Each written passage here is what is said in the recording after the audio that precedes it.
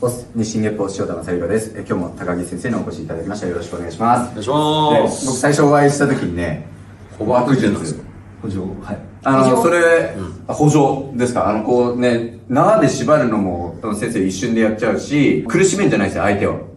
生かして取るから、で、相手がもがいたら自分の首が締まるような感じ。合気道につながるとか、他の武道につながるかよくわかんないんですけども、でも、相手を痛めないっていうところも面白いなと思って、それを皆さんにもお届けしたいなと思いまして。これも竹之内流にその術があるということですか？そうですね。一番最初に竹之内流の開祖が山口から教わった時は、縄なんてないので、どうしたかというと、山に生えてるツタカズラ。それの葉を取った状態の生のスタカズラ、はい、それを使って簡単に止めたっていうのが一番最初の起こりになってるんです。野生にあるつる草を使った。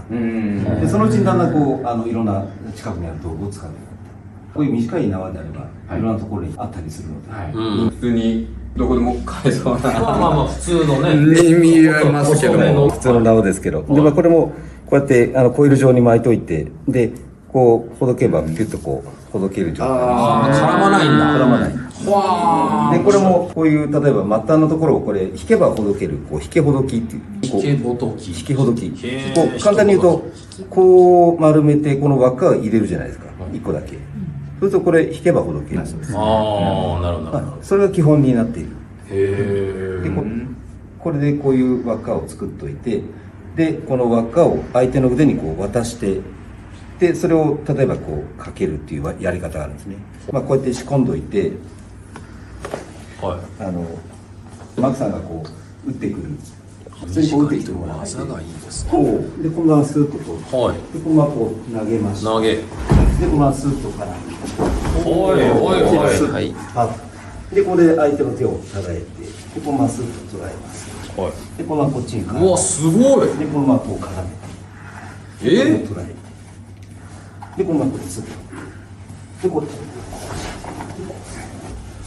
これすぐ。で、これでこのまま連行していく。これマークさん、これは動かせないんですか？いや、動くんですけど、動きがこう、首が面白い。面白い。ここが腕をこう、自分で動かせる。自分で動かせると首締まっちゃうって。引きほどきの状態でこう押さえてると、パッと外ればこれ取れるっていう。すごっ。これも合戦の技術なんですか？まあそうですね。相手がこう生きり立ってるような人をすぐにこう気持ち落ち着かないじゃないですか。一旦ちょっと軽く縛った状態にしておくとだんだんこう落ち着いて気持ちが落ち着いていくかどうかわかりませんけど。岩本さん生きり立ってるから。大体生きり立ってますからね。そんな人間いないよ。先生。本当に生きり立ってる人間がね、危なくなるからね。よくマークさんだからですよね。素人にはかかんないですよね。で、例えば、相手のこう来たと、このままこっちの後ろ手にしといて、止めとくじゃないですか。で、このままこうゆっくりこう座ってもらって、例えばこのままこうくるっとこう寝かして、で、そのままこう置いといて、あとはもうこうゆっくり。これ動けないのよ、今。そうですね。ちょっと。そう、なるほど。相手が動いた瞬間にこう持っていくと。するとこれで動けないな。これで動けない状態にしといて、これ本当に動けないな。でこう例えばこういう場合で例えばこっちの首からこうかけてしまって、でこう縛ってしまうというこういうやり方もあるんです。チェーンステッチにして、でこれを下からこっちでこうほどいといて、で例えばこう止めておくと、でこれも仮にこう仮止めしておくと、でこのままゆっくり相手をこう取って、でこのままゆっくり。なるほど。もうここでもうダメですね。でこれこうゆっくり立っていただいて、立ってますか？首絞まってんだ。こうよいしょ。よいしょ。はい。ここからまだね暴れられる。そうですね。これなるほどね。もう決まってんですね。はい。無理？でここから保護者がこう帰ってこられたら、じゃあどうぞお帰りくださいってこんなスッと外してあげる。ここをスッと取れると。さあここでここがスルスルスルとこう取れていく。動けないですか？そうですね。何だったんでしょうね。夢みたいな感じでしたけどね。不思議でした。で全然痛いとか全くないです。ただ動けないみたいな。痛めないようにしてあげる。っていう形にはなる。相手の重心が例えば、相手をこう寝かした時にこう例えばすぐこっちにこう例えばこう寝て、で例えば相手をこうさっきのこうかけてこう立てますと、でこうすると相手が横になるから、これさっきのこう縄をこう打ちやすい状態例えば作るんですね。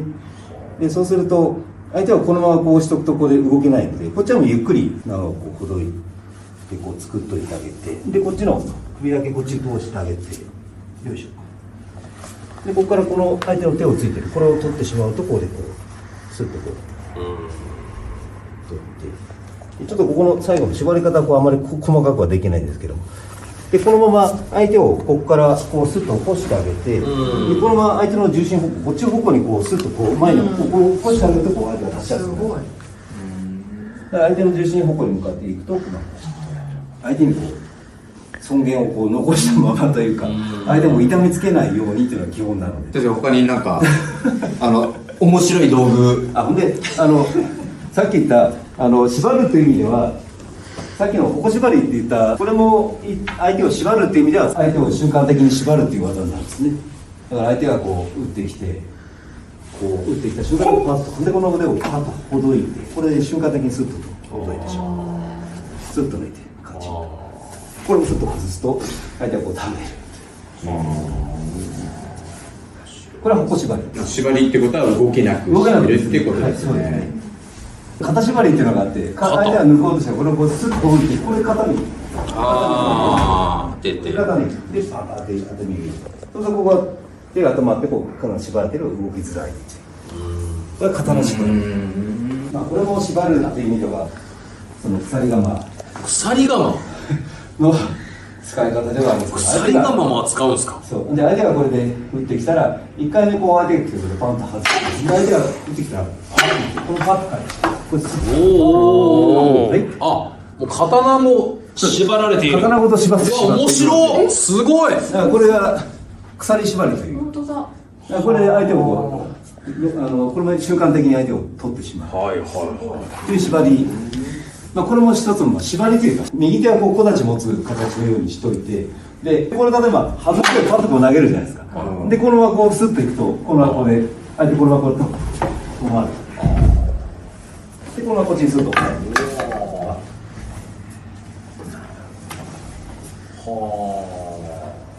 この手近にある、これは農具ですけども、その農具もこう安全に使うとこうちょっとした武器になる。確かに鎌はね、こういう狩るものですもんね。で本来はこういう危ない使い方はせずにちゃんとこう芝を買って、で買ったものはこれでこうからげてでそれをこう肩に担いで持って帰るっていう。本当に農具なんですね。そうです。鎖の部分も使うんですね、農具として。カモフラージュとしてみたいなことなんですか？どういう起源というか、なんで鎖鎌を武器にしようとしたんだろうっていうか。手近にあるものを使いましょうという。で、手近にあるものというものは昔こう例えば武士であれば馬に乗るじゃないですか。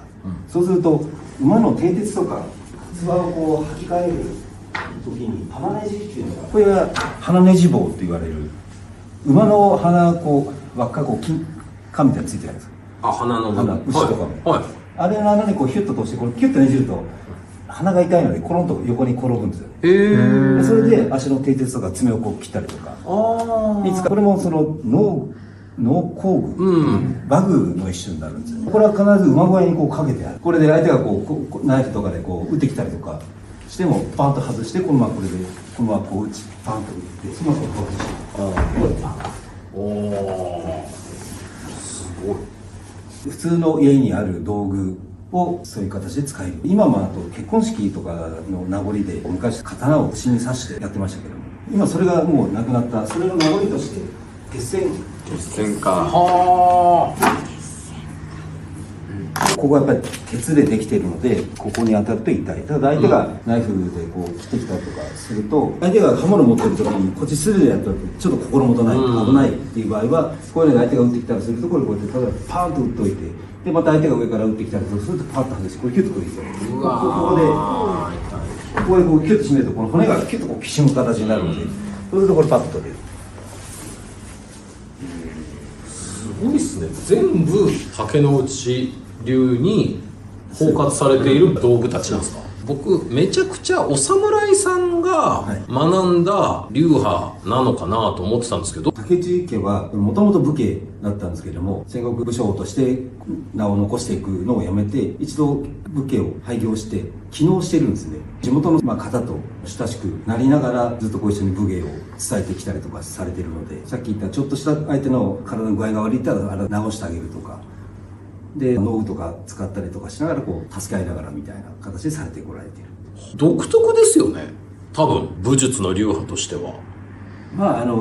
地域密着型商店街に言ってますけど昔からそうやって慕われたお家柄なんでしょう。ああ、そう。ちょっと聞いてたら忍者っぽいのかもしれないとか思ってたんですけど、それでもまた違うという感じですか？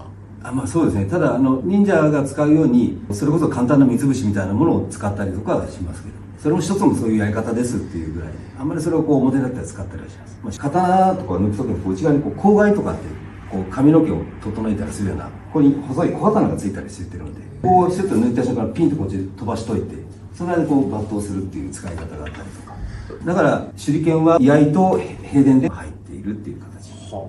ありがとうございます。それもね、ただ単純に遊びたいですけどね。鎖がね。で、現代風にね、柔らかく、もちろん鎖じゃないですし、鉄線も、鉄ではできてないものを使ってたり、ほら、大統領でも鉄線とかね、武田総監先生も持ってたりとかしてるから、どういう稽古をしてたのかなっていうのは、少し見れたような気がします。昔の方は鉄線を持ってるか、あるいは昔鉄キセルっていう、鉄でできてるのがそこは寸鉄を帯びなさいっていう、そうすると相手が切ってきたとしても瞬間的にその部分を使うとパッと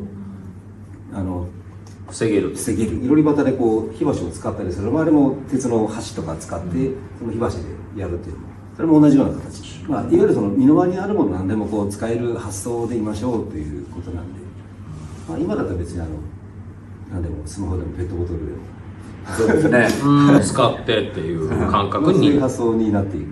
昔から竹之内流はいろんなのやってたんですよね。じゃあでも現代風に取り入れてたらね、スマホ術とかね、メガネ術とかね。メガネ術面白いですね。めちゃくちゃ重そうですね、そのメガネは。そのメガネお買い物行くビニール袋の中にあだからなんか果物1個入れておくだけでもそうですね。それでも相当な威力になりますから、先生今日はありがとうございました。あんまりご参考になったかどうか